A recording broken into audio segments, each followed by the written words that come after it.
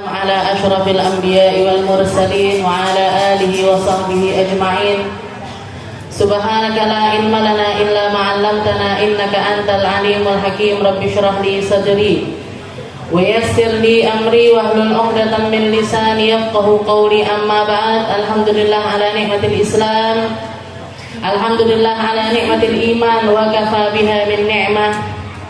Alhamdulillah, segala puji bagi Allah Subhanahu wa Ta'ala yang memberi kita nikmat Islam dan juga iman. Satu nikmat yang jika ditimbang-timbang dengan nikmat yang lainnya, maka nikmat yang lainnya tidak akan ada artinya lagi. Nikmat yang lainnya tidak akan ada harganya lagi. Nikmat yang lainnya tidak akan kita pikirkan lagi. Karena dengan adanya nikmat Islam dan juga nikmat iman, kita kenal bagaimana caranya hidup secara benar. Kita tahu apa tujuan kehidupan kita dan kemana kita akan kembali. Dengan adanya nikmat Islam dan juga nikmat iman, kehidupan kita menjadi lebih bermakna. Kehidupan kita lebih terisi. Kehidupan kita lebih terwarnai dengan warna-warna yang diwariskan oleh para manusia-manusia mulia, orang-orang pilihan Allah, para kekasih-kekasihnya Allah, yang ketika mereka merengkuh nikmat tersebut, nikmat yang lainnya jadi tiada arti lagi. Kekayaan, jabatan, penghormatan, paras yang indah dan lain sebagainya, semuanya jadi tidak berarti ketika nikmat Islam dan juga nikmat iman yang mereka miliki. Nabi kita Nabi Muhammad sallallahu alaihi wasallam mengkhabarkan kepada kita tentang syariat-syariat yang datangnya dari Allah Subhanahu wa Ta'ala, dan semuanya telah disampaikan secara sempurna. Makanya di dalam salah satu ayat sebagai penutup turunnya ayat dari Allah Subhanahu wa Ta'ala, Allah Ta'ala menurunkan satu ayat yang mengatakan al-yauma akmaltu lakum dinakum wa atmamtu alaikum ni'mati wa raditu lakumul islam madina.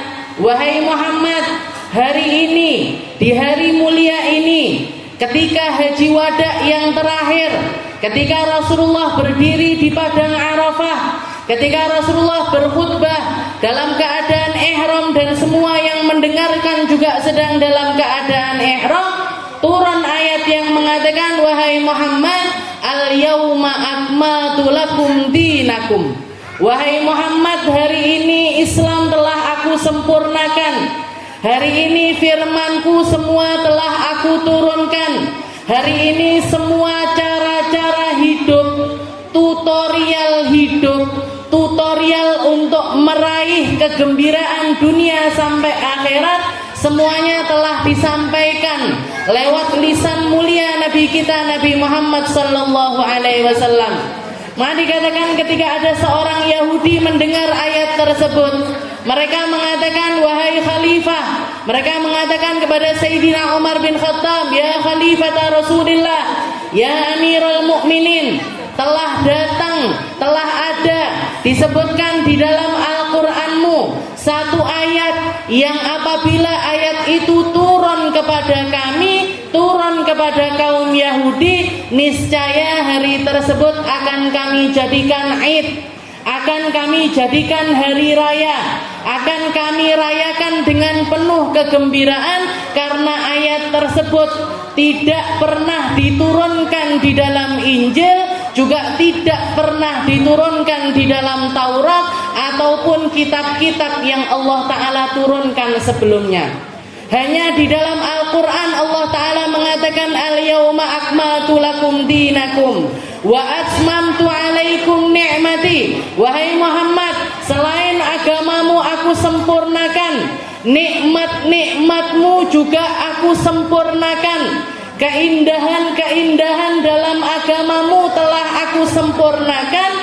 Maka tidak perlu nyari kenikmatan di tempat lain, nggak perlu nyari kesenangan di tempat lain. Kalau kita duduk di tempat seperti ini, kita merelakan waktu kita duduk bersama-sama untuk nyari nikmat-nikmat yang hakiki, niscaya nikmat-nikmat yang lainnya tidak akan berarti lagi. Nikmat naik roller coaster, jangan seneng napa mboten naik roller coaster? Oh, ndak seneng. Saya seneng. Istilahnya nikmat-nikmat yang seperti itu ya senengnya sebentar, tapi setelah itu istilahnya misalkan lagi pusing, lagi stres, lagi banyak masalah dan lain sebagainya, pergi ke taman bermain atau pergi ke kebun binatang atau healing ke pantai dan lain sebagainya, nikmatnya sebentar, senengnya sebentar, mulai masalah balik meneh, seperti itu keadaannya. Tapi ketika nikmat Islam dan iman yang ada di dalam hati kita, kalau jenengan tahu persis siapa kita dan siapa Tuhan kita, siapa yang menciptakan kita dan siapa pencipta kita, siapa yang ngasih kita kehidupan, siapa yang ngasih kita rezeki, siapa yang menjalankan kaki kita, siapa yang ngedipkan mata kita, siapa yang bikin telinga ini berfungsi sebagaimana fungsinya, dan seperti apa kita berkata-kata sebagaimana sesuai dengan apa yang kita inginkan. Kalau kita sadar kedudukan kita sebagai seorang hamba dan Allah Ta'ala sebagai Tuhan kita, maka nikmat-nikmat yang semacam itu tidak akan ada artinya lagi dibandingkan nikmat-nikmat di dalam kumpulan-kumpulannya Allah. Ketika kita berteman karena Allah, ketemu karena Allah, serta berpisah karena Allah. Ketika kita menjalin hubungan karena Allah, berpisah pun juga karena Allah. Sebagaimana yang diceritakan Nabi Muhammad SAW pernah menceritakan, ada seorang laki-laki pengen mengunjungi salah seorang sahabatnya yang ada di tempat yang jauh. Ditanya, Allah Ta'ala nyuruh seorang malaikat untuk mendatangi laki-laki tersebut. Ya fulan, ila aina, kamu mau kemana? Katanya laki-laki tersebut, ila fulanin, saya mau ke rumah saudara saya yang bernama Fulan di tempat Fulani. Kamu mau ngapain ke tempat tersebut? Alakah hajah? Apa kamu punya hajat sama dia? Apa mau minjem duit? Apa mau punya hajat apapun terhadap orang tersebut? Katanya laki-laki tersebut, enggak, saya enggak punya tujuan apa-apa. Terus kenapa kamu mendatanginya? Li'annahu akhun li fillah, karena dia adalah saudaraku yang saya bersaudara dengannya karena Allah Subhanahu wa ta'ala. Maka malaikat tersebut mengatakan, ini rasulun minallah, saya adalah utusan dari Allah Ta'ala yang diperintahkan untuk memberi kabar kepada dirimu, fa innaka maghfurun, kamu diampuni seluruh dosa-dosamu oleh Allah Subhanahu wa ta'ala berkat dari perginya kamu untuk nemuin saudaramu karena Allah Subhanahu wa ta'ala.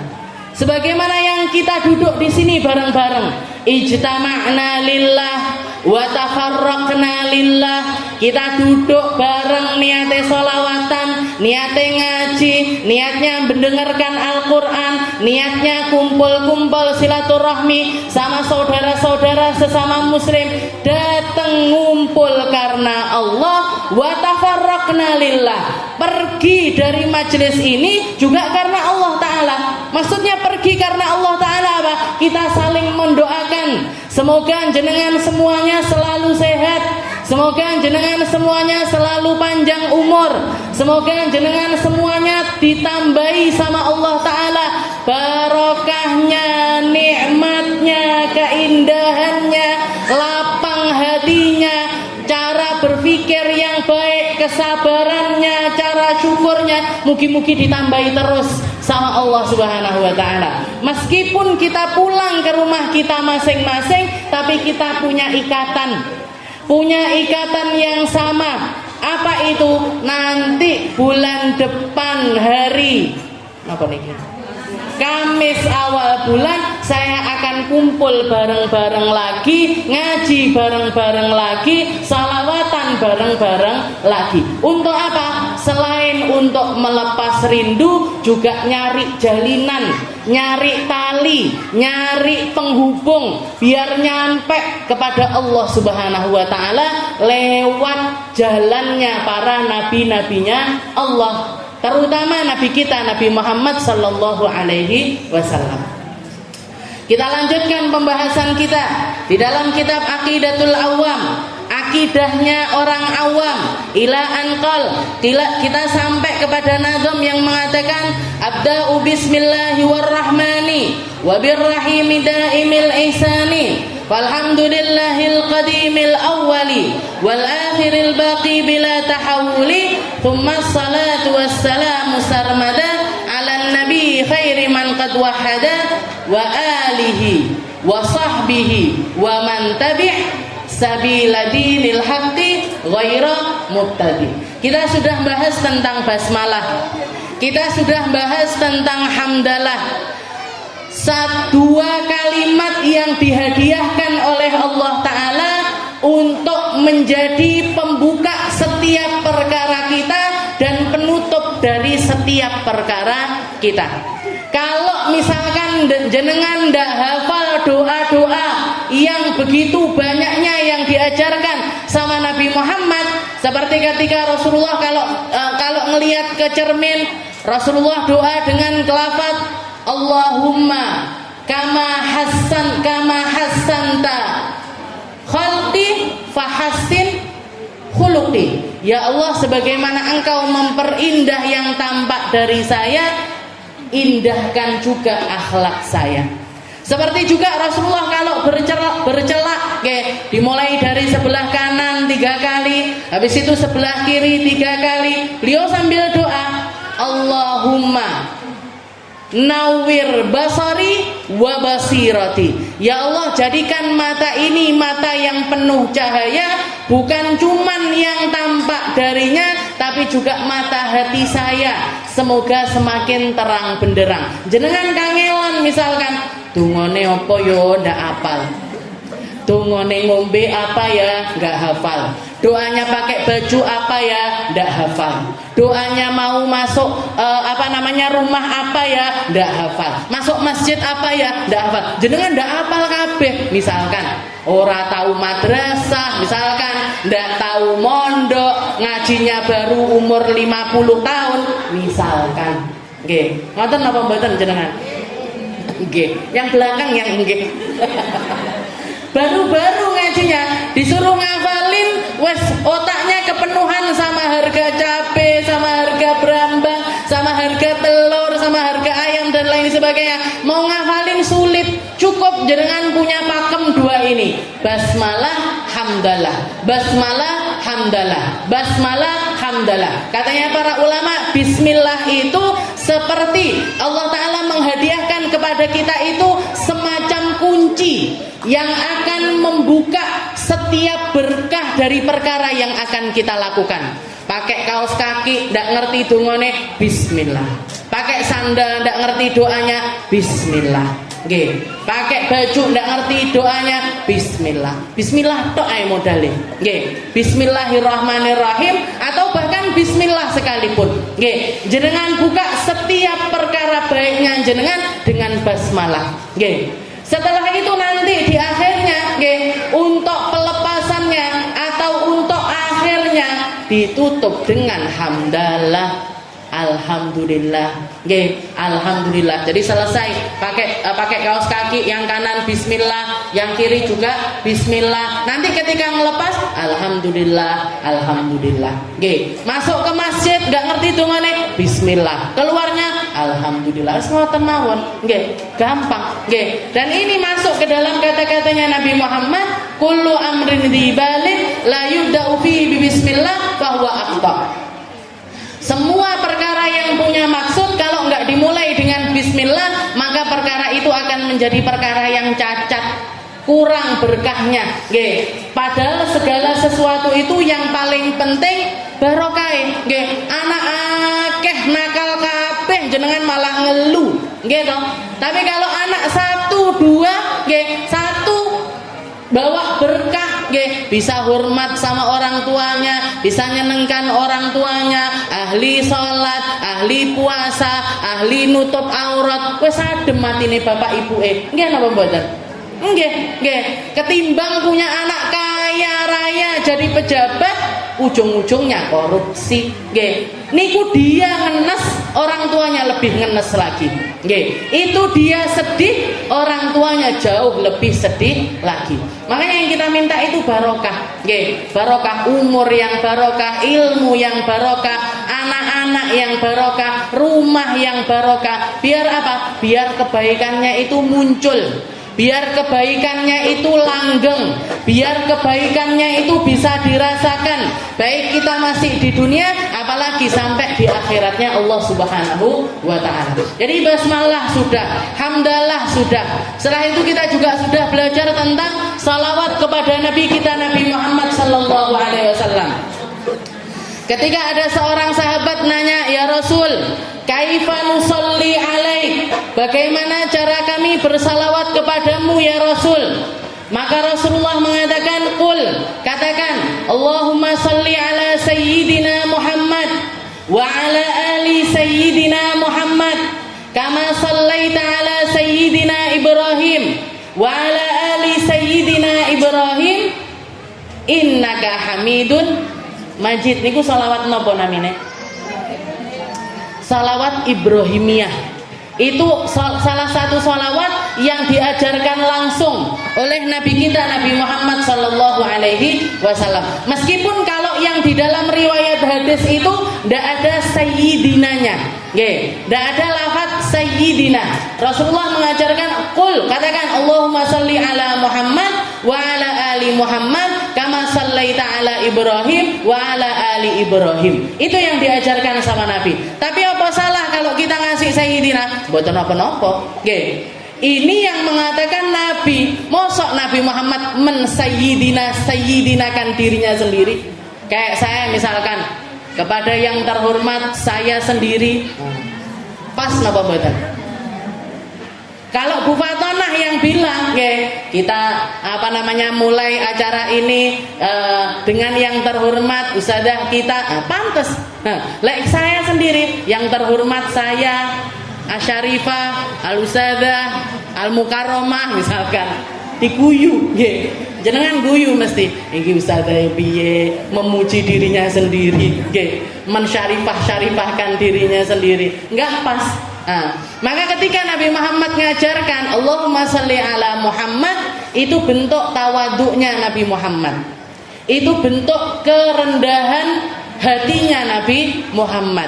Itu nunjukkan kalau Nabi ini adalah seseorang yang tidak pengen dipuji, yang tidak suka dengan pujian. Untuk muji diri sendiri itu nggak pas. Tapi kalau orang lain yang mengucapkannya, silahkan. Boten apa-apa, jenengan pakai sayyidina, tapi satu catatannya, kalau jenengan ketemu sama orang yang ndak pengen pakai sayyidina, yo wis. Kalau kita yang pakai sayyidina, ya sudah, dia dengan pemikirannya, kita dengan pemikiran kita. Toh ndak ada salahnya, Apa salahnya muji Nabi? Apa salahnya kita mengelu-elukan Nabi? Apa salahnya kita nginget-nginget tentang Nabi? Kalau para ulama saja mengatakan, bidzikris sholihin tatanazzalur rahmat. Hanya dengan diucapkan namanya orang-orang soleh, di situ Allah Ta'ala buka pintu rahmatnya, dikucurkan di tempat tersebut. Jenengan baca manakibnya Syekh Abdul Qadir Al-Jailani misalkan.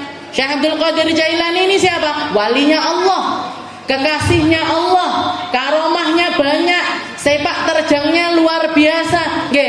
Dengan jenengan nyebut namanya Al-Fatihah ila ruhi Sayyidina Abdul Qadir Al-Jailani, itu rahmatnya Allah Ta'ala turun di situ. Kita nyebutkan nama-namanya orang soleh, itu rahmat turun di tempat tersebut. Kenapa? Karena nama-namanya orang tersebut ngingatkan kita tentang akhlak-akhlak warisannya Nabi Muhammad sallallahu alaihi wasallam. Mereka adalah orang-orang yang paling punya warisan, ngambil porsi paling banyak dari warisannya Nabi, dari segi keilmuannya, dari segi ibadahnya, dari segi dakwahnya, dari segi kedekatannya dengan Allah Subhanahu wa taala. Kita ngambil barokah dari orang-orang tersebut. Guru saya pernah mengatakan ketika ditanya ngapain kok setiap hari Jumat itu beliau selalu ziarah ke satu kompleks pemakaman di Hadramut sana, di Tarim sana, namanya Zambal. Setiap Jumat beliau ziarah ke tempatnya Faqih Muqaddam, ke tempatnya Habib Abdullah bin Alawi Al-Haddad, ke tempatnya Habib Abdullah bin Abu Bakar Al-Idrus, ke tempatnya ulama-ulama yang ada di tempat tersebut. Bahkan ada satu komplek pemakamannya sahabat-sahabatnya Nabi Muhammad sallallahu alaihi wasallam. Ketika ditanya, "Ngapain Beb duduk sama orang yang sudah mati? Ngapain duduk sama orang yang sudah nggak bisa diajak ngomong lagi?" Jawabannya beliau simpel. Saya lebih senang duduk sama orang mati yang hatinya hidup ketimbang duduk sama orang hidup tapi hatinya mati. Saya lebih senang duduk sama orang mati tapi hati mereka hidup. Saya ketika duduk di makamnya Habib Abdullah bin Alawi Al-Haddad misalkan, saya keinget syair-syairnya beliau, saya keinget ibadah-ibadahnya beliau. Imam Haddad, Habib Abdullah bin Alawi Al-Haddad yang ngarang Rotib Al-Haddad niku, ketika beliau dari mulai sebelum balik sampai akhir hayatnya nggak pernah lepas dari sholat duha kurang lebih 100 rakaat. Jenengan umure pinten, Bu? Duhaane pirang rakaat, Bu? Loro papat. Lek repot loro, lek ndak repot papat. Nggih. Ndak munggah-munggah. Mau ke 6 aja angele. Apalagi mau ke 8, apalagi mau ke 10. Ini Imam Haddad dari mulai beliau belum balik. Salat duhanya ndak kurang dari 100 rakaat. Sampai ditegur sama bibinya, "Kamu itu masih kecil, jangan kayak gitu ibadahnya." Jangan seperti itu ibadahnya, karena saking takjubnya dengan keponakannya yang punya ibadah luar biasa banyak. Dan bukan cuman sholat 100 rakaat sekali. Jadi masuk masjid atau masuk musola, sholat 100 rakaat secara langsung boten. Beliau dari mulai setelah subuh sampai duhur niku keliling dari satu masjid ke masjid yang lain. Di setiap masjidnya beliau tabarukan dengan cara sholat duha dan ngisi seluruh kamar-kamar mandinya dengan air nimbo. Padahal masjid yang ada di Hadramut itu kurang lebih ada 360 masjid. Diparani siji-siji, dibeki airnya, habis itu beliau sholat, habis itu juga kalau di situ ada pengajian beliau ikut ngaji di tempat tersebut. Padahal dari kecil matanya buta, mboten ketinggal, nggak bisa ngelihat. Imam Haddad niku mboten bisa melihat, lahir normal, tapi ketika usia sekian bulan, mungkin 4 atau 5 bulan, kena cacar seluruh badannya sampai tumbuh di matanya beliau, akhirnya bikin beliau buta. Dikatakan ibunya ketika melihat putranya ini buta, punya anak laki-laki, nggak bisa melihat, dibawa ke makamnya Faqih Muqaddam, tawasul sama Faqih Muqaddam, mengatakan, "Ya Allah, kalau anak saya ini nanti bermanfaat untuk umat, panjangkan umurnya. Tapi kalau enggak bawa manfaat untuk dirinya atau bahkan untuk orang yang ada di sekitarnya, matikan saja dia sekarang juga." Ternyata apa? Dipanjangkan umurnya sama Allah Ta'ala. Berarti apa? Nah, sekarang kita bisa merasakan rotibnya, kita bisa rasakan wirdul latifnya, kita bisa rasakan qasidah-qasidahnya. Ya Rabbi ya Alimah. Pernah dengar pembuatan qasidah? Banyak karangannya Imam Haddad, qasidah-qasidah yang gampang dibaca, yang gampang didendangkan. Setelah itu juga beliau dikatakan seumur hidupnya beliau beliau sudah pernah melakukan semua sunnahnya Nabi. Sempat ada 2 hal yang tersendat, istilahnya beliau tidak mau melakukannya, bukan karena tidak mau melakukannya, tapi yang pertama adalah beliau sempat tidak mau makan semangka. Bukan karena tidak suka semangka, bukan karena tidak tahu kalau Rasulullah itu suka semangka. Tahu Rasulullah suka makan semangka, tapi beliau tidak tahu gimana caranya Nabi makan semangka. Lah dhewe kan diterjang ae. Rasulullah seneng lodeh apa ndak? Pokoknya lodeh enak. Rasulullah seneng soto apa ndak? Sing penting soto enak. Ngoten. Habib Abdullah ini ndak. Beliau makan atau apapun yang beliau lakukan selalu beliau kembalikan kepada Nabi Muhammad SAW. Jadi beliau sempat tidak mau makan semangka, karena nggak tahu gimana caranya Nabi makan semangka. Setelah beliau tahu caranya, akhirnya beliau melakukannya. Gimana caranya Nabi makan semangka? Niki, semangka makannya dari kanan, dimakan krauk sampai tengah. Habis itu diwalik, habis itu dimakan lagi dari pinggir sampai ke tengah. Jadi kanan ke tengah, kanan ke tengah. Nah, itu caranya Nabi makan semangka. Setelah itu beliau makan semangka. Setelah itu yang kedua yang beliau sempat tersendat, tidak mengamalkan sunnah, itu di dalam riwayat Rasulullah itu kan rambutnya panjang. Rasulullah itu rambutnya panjang ikal. Bahkan saking ikalnya dikatakan kalau lagi basah sampai sebahu, kalau lagi kering sebawah telinga. Berarti nopo? Kan ngepir ngoten. Jadi kalau basah sampai segini, kalau kering sampai ke bawah telinga. Berarti rambutnya Rasul kan panjang. Kalau orang sekarang ngomongnya gondrong berarti Rasul. Imam Haddad tidak mau, dipendekkan rambutnya. Dipendekkan rambutnya. Ditanya kenapa? Wahai Imam, kenapa kok tidak mau manjangkan rambut? Katanya beliau di zamannya Nabi orang-orang kafir itu sukanya mendekin rambut. Makanya Rasulullah manjangkan rambutnya. Sedangkan umat orang-orang di zaman saya, orang kafirnya sukanya gondrong. Makanya saya mendekkan rambut. Jadi selalu menyalahi apa yang dilakukan oleh orang-orang kafir.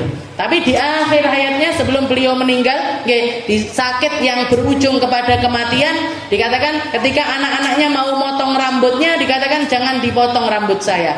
Biarkan saya ngamalkan sunnahnya Nabi untuk yang terakhir kalinya. Akhirnya wafat dalam keadaan rambutnya itu panjang. Itu habis. Jadi kita dengar kisahnya orang-orang soleh, meskipun sudah meninggal dunia, itu masih lebih baik ketimbang duduk sama orang hidup tapi hatinya mati. Gimana orang hidup hatinya mati?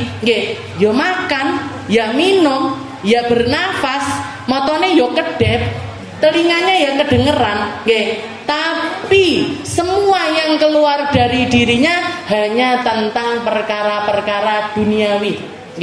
Kalau ngomong yang dibicarakan rumahku, mobilku, anakku lulus kuliah ini, lulus kuliah itu, kerja di sini, kerja di situ, gajinya segini, gajinya segitu. Yang diomongin perkara-perkara yang semacam itu. Baju saya, tas saya, apalagi sepatu saya dan lain sebagainya. Ini orang hidup. Orangnya hidup, masih bisa jalan, masih bisa kita lihat, tapi hatinya mati. Kenapa kok mati? Karena hatinya tidak kenal sama Allah Subhanahu wa Ta'ala. Itu prinsipnya beliau. Tidak angel-angel dijawabnya pakai dalilnya Nabi ziarah gini, dan tidak pakai. Beliau cuma mengatakan saya lebih senang duduk sama orang mati yang hatinya hidup ketimbang duduk sama orang hidup tapi hatinya mati. Tsumma salatu wassalamu sarmada ala nabi khairi man qad wahada. Jadi Nabi Muhammad mengajarkan kita untuk salawat. Bukan cuma Nabi yang mengajarkan, bahkan Allah Ta'ala pun memerintahkan kita untuk bersalawat. Innallaha wa malaikatahu yusalluna 'alan nabi ya ayyuhalladzina amanu sallu alaihi wa sallimu taslima. Dicontohi sama Allah. Allah Ta'ala ngasih contoh, Allah bersalawat, malaikat bersalawat. Kalau kalian yakin di dalam hatimu punya iman, kalau kamu ngaku di dalam hatimu punya iman, maka bersalawatlah kepada Nabi Muhammad sallallahu alaihi wasallam. Jadi gandeng tiga hal ini. Bismillah, alhamdulillah, sholawat. Nggih. Setelah itu dikatakan wa alihi wa sahbihi wa man tabi' sabila dinil haqqi ghaira mubtadi. Salawatnya bukan cuman kepada Nabi Muhammad, tapi juga kepada keluarganya Nabi, kepada sahabatnya Nabi, kepada orang-orang yang ngikuti jalannya Nabi. Yang penting yang ngikuti jalannya Nabi ini bukan para ahli bid'ah, bukan orang-orang yang mengada-ada agama, bukan orang-orang yang ngarang-ngarang syariat, bukan orang-orang yang bikin aturan-aturan sendiri. Kalau ditanya madhabnya siapa? Saya pakai madhabnya Bung Karno. Madhabnya siapa? Saya pakai madhabnya Soeharto. Emangnya Bung Karno sama Soeharto ini hafid Quran, penghafal hadis, seorang mujtahid, seorang ahli fatwa, seorang ahli fikih, kok dijadikan madhab? Kalau madhabnya Imam Syafi'i, Imam Maliki, Imam Hambali, ini mereka orang-orang yang sudah teruji keilmuannya.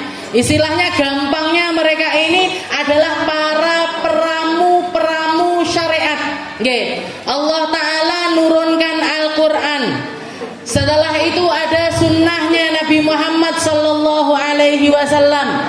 Mereka empat madhab ini, mereka adalah orang yang paling ngerti tentang Al-Quran, paling ngerti tentang hadisnya Nabi, paling paham setiap detail makna yang terkandung di dalamnya, maka diramu ilmu tersebut. Sebagaimana Rasulullah mengajarkan kepada kita, "Shallu kama ra'aitumuni usolli." Salatlah kalian sebagaimana kalian melihat saya salat. Diramu sama para ulama-ulama ini tadi. Salatnya Nabi itu diawali dengan takbiratul ihram.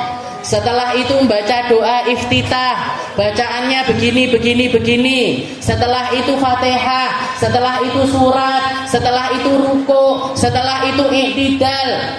Kedudukannya pun beda-beda. Takbiratul ihram hukumnya wajib, kalau iftitah hukumnya sunnah, Fatihah hukumnya wajib, baca surat hukumnya sunnah, ruku hukumnya wajib, i'tidal wajib, bacaan di dalamnya hukumnya sunnah. Ini yang ngeramu adalah para ulama.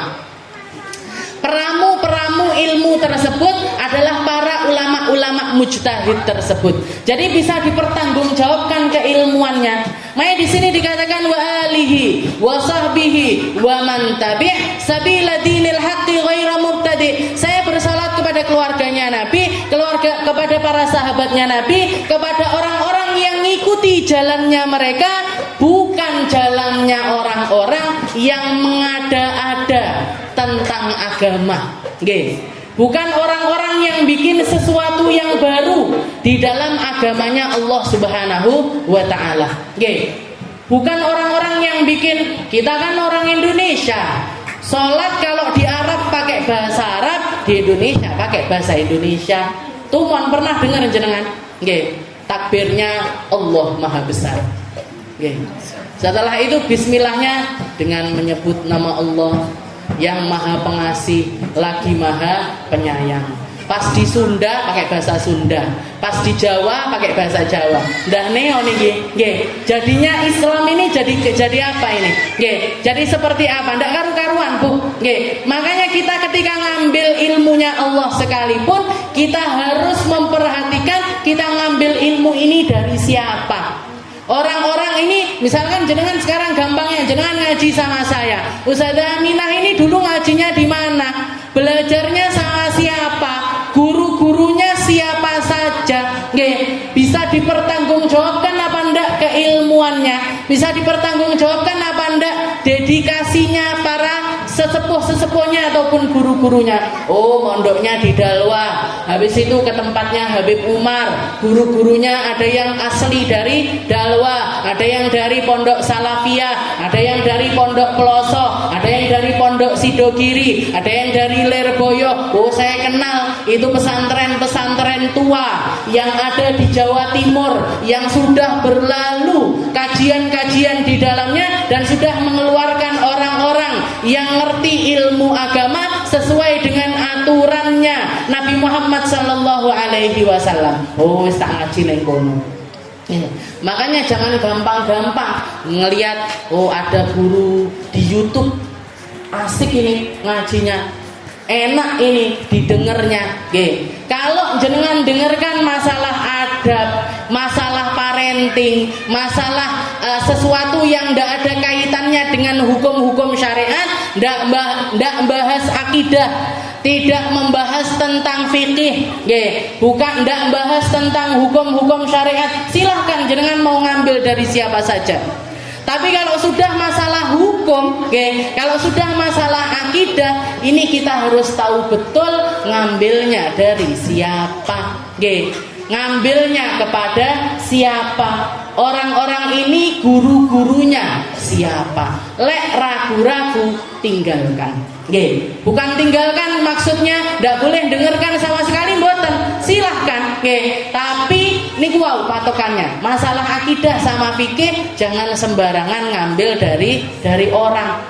Karena saya pernah dengar, istilahnya lagi browsing, tahu-tahu keluar video kecil ngoten, video short ngoten, nerangkan tentang lafaz Allahu Akbar, menerangkan tentang lafaz Allahu Akbar itu kan artinya Allah Maha Besar.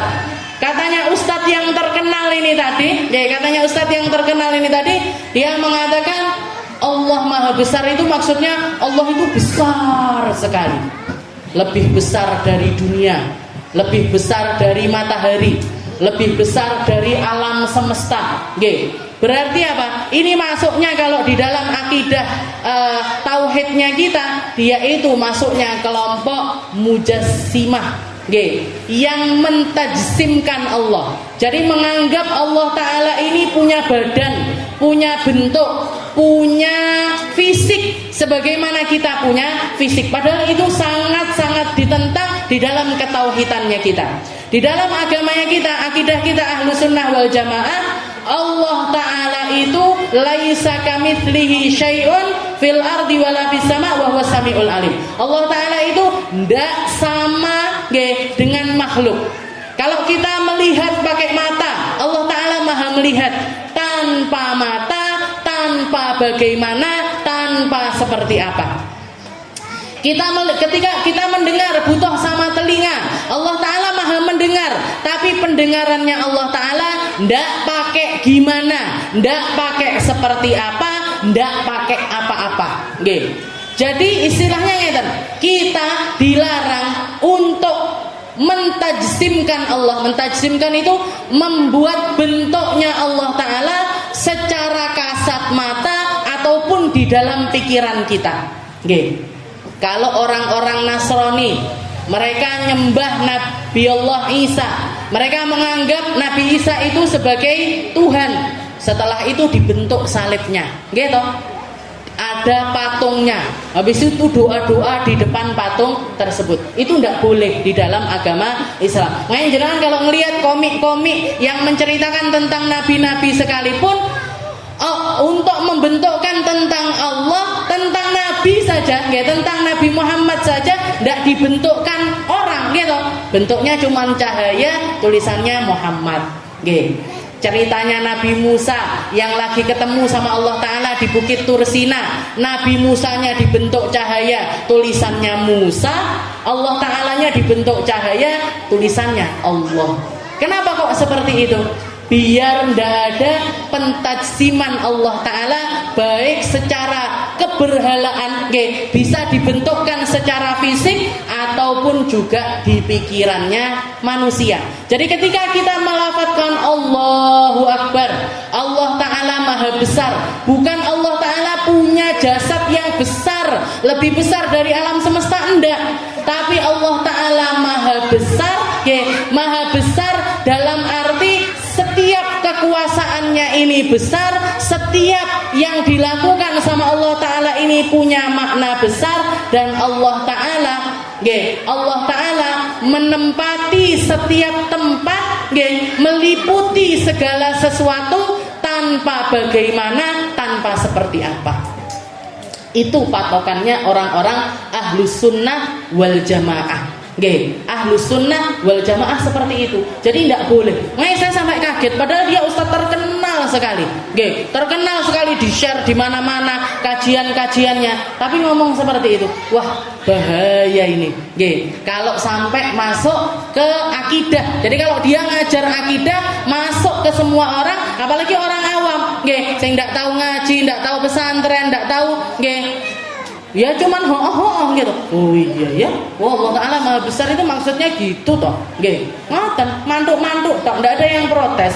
Ndak ada yang bisa memprotes hal tersebut. Jadi hati-hati. Nggih, ngaji juga harus yang hati-hati. Patokannya nih, Jom. Wa alihi wa sahbihi wa man tabi' sabila dinil haqqi ghairu mubtadi. Jangan ambil yang lurus kepada Nabi Muhammad, lurus kepada keluarganya Nabi Muhammad, lurus kepada para sahabatnya Nabi Muhammad, lurus kepada orang-orang setelah zamannya Nabi Muhammad, dan mereka bukan orang yang mengada-ada agama. Nggih, yang kita kenal dengan nama bid'ah, nggih, yang digaungkan sama sebagian kelompok, mulutan bid'ah, yasinan bid'ah, tahlilan bid'ah. Tahlilan bisa dikatakan bid'ah. Kata-kata la ilaha illallah yang Nabi Muhammad 23 tahun mendakwahkan perkara tersebut, dan ketika ada orang mengucapkannya, ini bikin orang yang dulunya kafir masuk Islam. Lah kok sekarang ada orang-orang kumpul la ilaha illallah, la ilaha illallah, kafir, mlebu neraka. Dari mana? Nggih, yang keluar dari lisannya la ilaha illallah, la ilaha illallah, la ilaha illallah. Dikatakan masuk neraka, sesat, bid'ah, dolalah, finnar. Nah, niku patokannya. Bid'ah, dolalah, finnar. Bid'ah sesuatu yang baru, dolalah, sesat, mlebu neraka. Kok gampang banget? Nggih, wis koyok panitiane surga, nggih. Sudah kayak panitianya surga, sudah kayak pemegang kuncinya surga. Nabi Muhammad saja ketika Sayyidina Usamah bin Zaid, putra dari seseorang yang paling dicintai sama Nabi, Sayyidina Zaid bin Harithah ini dulu anak angkatnya Nabi, sempat dinasabkan kepada Nabi, sempat dipanggil Zaid bin Muhammad. Julukannya adalah Hibbun Nabi, kecintaannya Nabi. Nikah sama ibu susuannya Nabi yang bernama Ummu Aiman, punya anak namanya Usamah. Jadi laki-lakinya Sayyidina Zaidnya orang yang istimewa, istrinya juga orang yang istimewa, punya anak laki-laki namanya Usamah bin Zaid. Julukannya Hibbin Nabi, orang yang tercinta, putranya orang yang paling dicintai oleh Rasulullah Sallallahu Alaihi Wasallam. Sejak kecil seringkali kalau Rasulullah duduk mangku putranya, cucunya, di kanan ada Sayyidina Hasan, di kiri ada Sayyidina Usamah. Yang kanan ini Sayyidina Hasan, mukanya mirip sekali seperti Nabi. Kulitannya persis kayak Nabi, wajahnya paling mirip sama Rasulullah Sallallahu Alaihi Wasallam. Putih, bibirnya kecil kemerah-merahan, bulu matanya lentik, seperti yang jenengan kalau baca di dalam Maulid Tiba, mimiul fami nuniul hajib. Pernah dengar nggih? Jadi di Maulid Tiba niku bibirnya Nabi itu kecil kayak huruf mim. Hidungnya Nabi itu lurus kayak huruf alif. Ini gini napa? Hajib napa niki? Alisnya bentuk kayak huruf nun. Nah, jadi Sayyidina Hasan ini mirip sekali dengan Rasulullah Sallallahu Alaihi Wasallam. Sedangkan Usamah ini mirip sekali kayak ibunya, Ummu Aiman. Ummu Aiman itu budak negro, kulitnya hitam, rambutnya hitam, alisnya hitam, yang putih cuma satu. Bibirnya tebel, Jadi Usamah bin Zaid ini mirip sekali kayak ibunya, mirip sekali seperti ibunya. Tapi dua-duanya dipangku. Rasulullah tidak bedakan sama sekali. Yang satu dipaluk, yang satu juga dipaluk. Setelah itu Rasulullah mengatakan, Allahumma inni uhibbuhuma fa'ahibbahuma. Ya Allah, saya cinta sama dua anak ini, maka cintailah dua anak ini. Saya cinta sama Hasan cucu kandung saya juga cinta sama Usamah bin Zaid cucu dari anak angkat saya, yaitu Usamah bin Zaid. Abahnya meninggal di medan perang. Dikatakan Usamah bin Zaid ini mulai dari umur 15 tahun sudah ikut perang. Sudah ikut peperangan, sudah jadi panglima perang bahkan sebelum wafatnya Rasulullah SAW. Pernah ketika beliau ini ikut perang, ketemu di dalam peperangan sempat ngejar ada orang kafir, dikejar sama Usamah dengan pedangnya yang sudah terhunus. Begitu tersungkur si orang kafir ini tadi, pedangnya sudah ada di leher. Setelah itu orang kafir ini mengatakan la ilaha illallah. Dia mengatakan la ilaha illallah. Katanya Usamah bin Zaid, "Halah, kamu paling ngomong la ilaha illallah cuman takut sama pedang saya." Ditebas kepalanya. Mati. Mati. Cerita itu tadi sampai ke telinganya Nabi, didengar sama Rasulullah. Dipanggil Usamah bin Zaid. Katanya Nabi Muhammad apa? Beliau mengatakan, "Kaifa taqulu bila ilaha illallah idza jaa yaumal qiyamah?" Kira-kira kalau lafaz la ilaha illallah yang keluar dari lisannya laki-laki tersebut mendatangi kamu nanti di hari kiamat, kamu mau ngomong apa? Kamu mau jawab gimana? Kamu mau nyanggah seperti apa? Dia sudah mengucapkan la ilaha illallah, dia sudah mengucapkan la ilaha illallah, tidak pantas bagi kamu untuk membunuhnya. Katanya Usamah bin Zaid, innahu yaquluha, dia ngomong seperti itu cuman karena takut sama pedang saya ya Rasul. Katanya Rasulullah napa? Asyaqaqta qalbah, apa kamu belah dadanya sehingga kamu tahu persis niatnya dia seperti apa? Apa kamu belah dadanya orang tersebut sehingga kamu bisa memastikan kalau dia mengucapkannya itu karena takut kepada pedang? Kalau dia mengatakannya tulus karena memang masuk ke dalam agama Islam, gimana? Kaifa taqulu billah. Terus itu diulang-ulang terus sama Nabi Muhammad. Bahkan Usamah bin Zaid mengatakan, "Istaghfirli ya Rasul." Ampuni saya ya Rasul, doakan saya ya Rasul, mintakan ampun kepada Allah Ta'ala untuk saya ya Rasul. Rasulullah tetap kekeh mengatakan, kaifa taqulu bila ilaha illallah idza jaa yaumal qiyamah. Kira-kira kamu mau ngomong apa? Kita ganti balik. Orang-orang yang nuduh tahlilannya kita dolalah bid'ah finnar itu, asyaqaqta qalbi, apa kamu belah dada saya sehingga kamu tahu persis kalau saya mengucapkan la ilaha illallah mek iseng-iseng tok. Jangan baca la ilaha illallah iseng-iseng apa mboten? Lek bikin tahlilan kan ya pengen dongakne orang tua. Selain itu juga masih yo toh, walaupun realitanya juga ndak dipungkiri. La ilaha illallah, bariki mangane apa? La ilaha illallah, ngombene apa? Nggak dipungkiri kita. Tapi walaupun istilahnya lafaz la ilaha illallah itu meskipun cuman di lisan saja, itu tetap akan diperhitungkan oleh Allah Ta'ala. Istilahnya ngeten, pasti enek pahalane panggan. Tapi la iso dari hati. La iso nanya makanannya apa, minumannya apa, besekane apa, bontrotone nopo, itu nanti aja. Jangan pas di majelis tahlil, jangan pas di majelis yasin. Sabila dinil haqi ghaira mubtadi. Jadi kalau diibaratkan sama Nabi Muhammad, Rasulullah pernah mengatakan ahlu baiti kasafinatin Nuh. Keluargaku itu kayak kapalnya Nabi Allah Nuh. Yang naik di atasnya dia akan selamat, yang tidak mau naik di atasnya dia bakalan tenggelam. Makanya kalau kita sama keluarganya Nabi, orang-orang yang punya jalur nasab nyampe kepada Rasulullah Sallallahu Alaihi Wasallam, kita cintai mereka bukan tentang orangnya, tapi tentang kecintaan kita kepada Nabi Muhammad Sallallahu Alaihi Wasallam. Rasulullah yang minta, Rasulullah yang nyuruh, ahibbullah lima yaghdukum bihi min ni'mah wa ahibbuni li hubbillah wa ahibbu ahla baiti li hubbi. Cintai Allah karena banyaknya nikmat yang telah Allah taala berikan kepada kalian. Dan cintai aku kalau nyari cintanya Allah. Dan cintai keluargaku kalau kalian nyari cintanya aku. Cintanya Rasulullah SAW letaknya ada di dalam keberkahannya para zurriyatun Nabi, para anak cucunya Rasulullah SAW.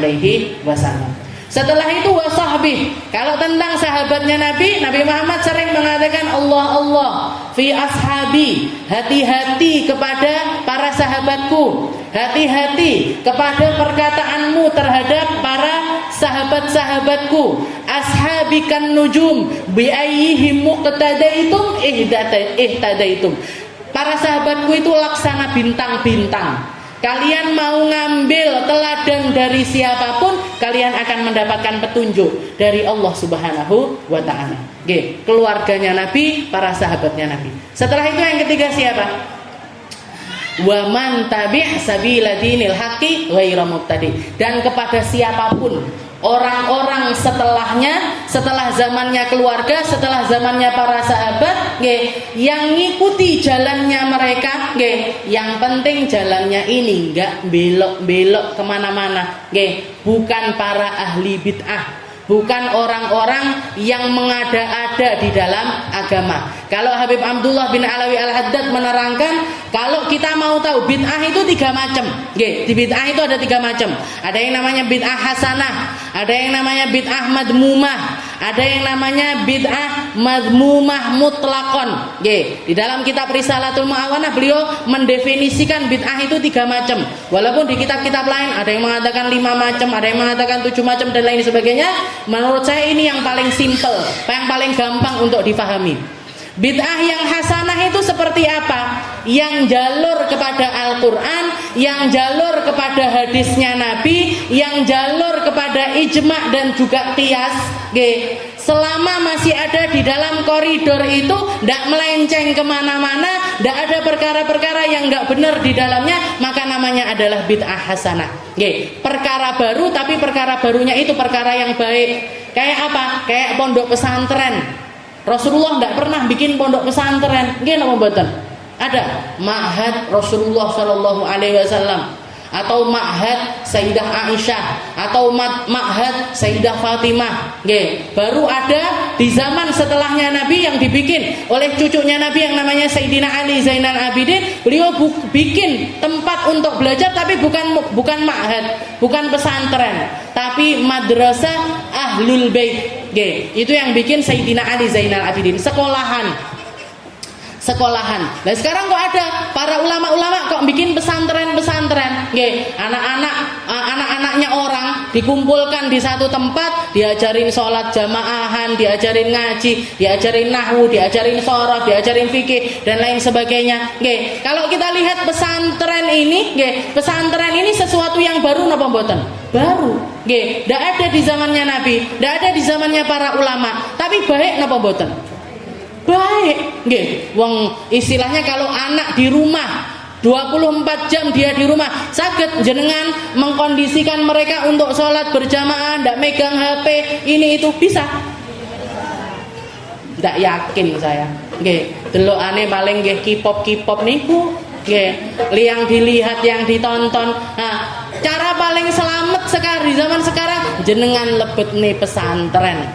Jenengan masukkan ke pesantren yang guru-gurunya genah, yang para guru-gurunya ini runtutan keilmuannya ini jelas, ndak belok-belok kemana-mana, nggak aneh-aneh lah, istilahnya seperti itu. Jenengan masukkan ke pesantren. Kenapa? Kalau di rumah wis zamane dan ngoten gampangnya. Nah ini namanya bid'ah hasanah. Kayak kita kumpulan kita seperti ini. Kita apa yang kita lakukan? Sholawat boleh napa mboten?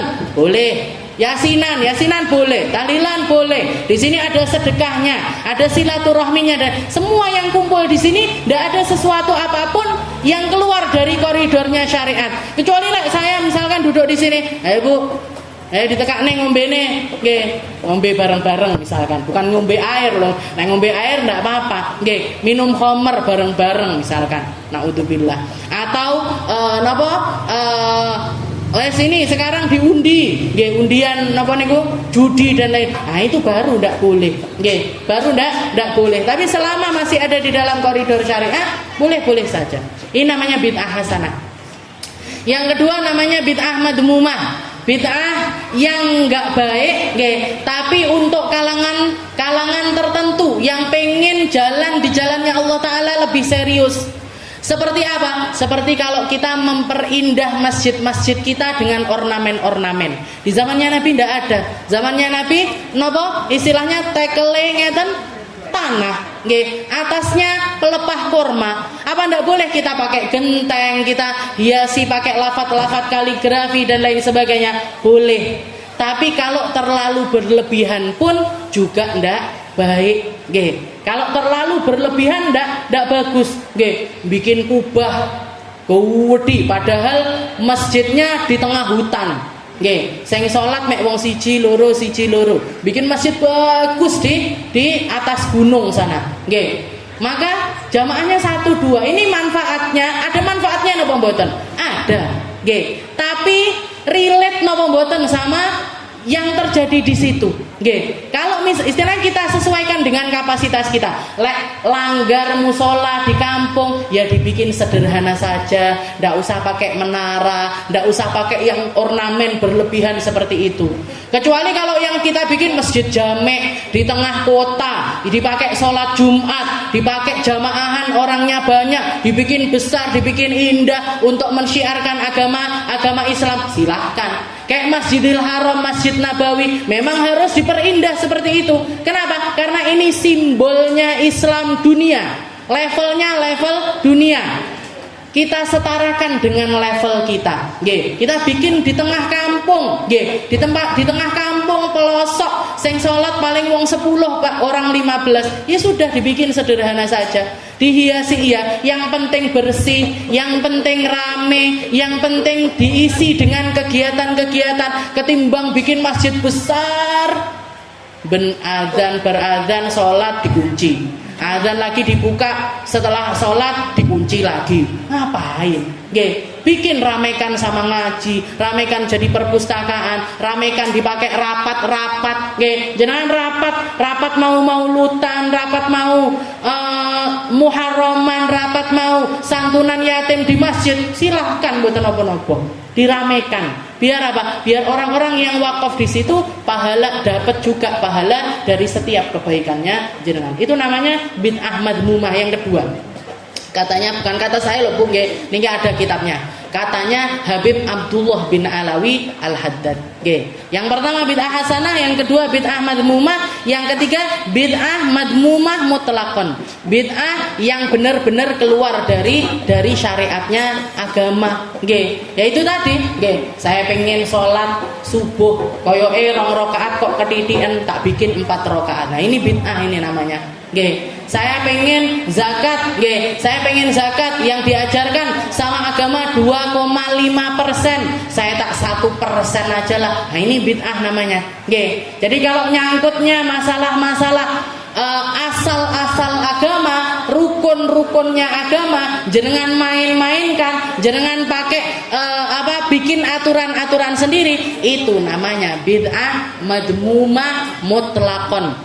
Bid'ah yang benar-benar keluar dari, ini bid'ah yang dikatakan oleh Nabi Muhammad, likulli bid'atin dolalah wa kullu dolalatin finnar. Semua yang mengada-ada dari agama ini namanya bid'ah. Semua bid'ah itu dolalah. Semua yang sesat itu bakalan nyampe ke neraka. Orang-orang, karena apa? Kalau orang dilosne sakarepe di dalam agama, mau melakukan apapun, mau memfatwakan apapun, mau bikin apapun, akhirnya ndak karu-karuan agama ini. Akhirnya agama ini jadi keluar dari koridor yang seharusnya. Seperti itu. Sabila dinil haqqi ghairu mubtadi. Ini yang dimaksud, ini yang namanya akidah Ahlus Sunnah wal Jamaah. Kita tidak kenal cacian, kita tidak kenal makian. Keluarganya Nabi kita hormati, sahabatnya Nabi kita hormati, ulama-ulamanya Allah juga kita hormati. Semua orang-orang yang nyambung kepada Nabi, baik secara nasab ataupun juga keilmuan, semuanya adalah orang-orang yang terhormat. Semua adalah orang-orang yang mengambil porsi untuk menyampaikan, untuk menjadi penyambung lisannya Nabi Muhammad SAW. Mungkin kita dijaga, akidah kita dijaga, keilmuan kita dijaga, ibadahnya kita dijaga, keyakinannya kita dijaga, Islam imannya kita dijaga, sehingga semua perkara-perkara indah ini semoga masih bisa dinikmati juga oleh anak cucu kita, anak keturunannya kita, jadi ahli salat, jadi ahli zakah, jadi ahli qiyamul lail, jadi ahli sedekah, jadi orang-orang yang ngerti maknanya berislam dan juga beriman dan melakukan sebaik-baiknya di dalam Islam dan juga iman mereka. Semoga kita semuanya dikasih panjang umur sama Allah Ta'ala, dikasih sehat dohir batin, dikasih pikiran yang tenang, hati yang terang, dikasih kelapangan hati untuk bisa menerima kebaikan-kebaikan, bisa ngikut di dalam setiap kebaikan. Ala hadhihin niyah wa ala niyatin salihah wa ila hadratin Nabi Muhammad sallallahu alaihi wasallam bisiril Fatihah.